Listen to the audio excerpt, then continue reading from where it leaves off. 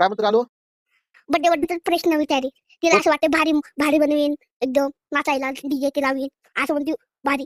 कोण म्हणतंय? अजून म्हातारी झाली तरी पण बड्डे बड्डे बड्डे बड्डे. कोण म्हणतंय तसं? तुझी आई.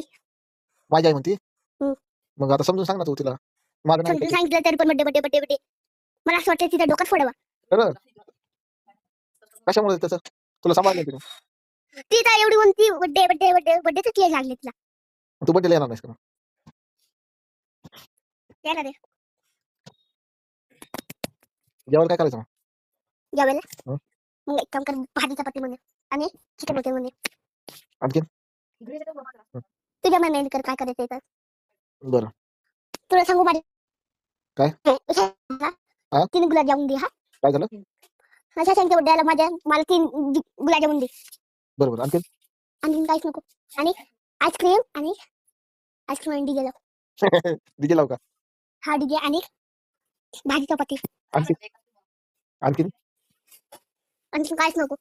मग एक काम कर, मग पिझ्झा बर्गर आण मग खायला. बरं ठीक आहे. आणि शशांकच्या बड्डेला बिर्याणी नको. हा मोठी स्प्राईट आण प्यायला. ठीक आहे. तुझं लाड कोण करते? सप्लिन मामा. आलू बुग्गूचा लाड कोण करते? सप्लिन मामा.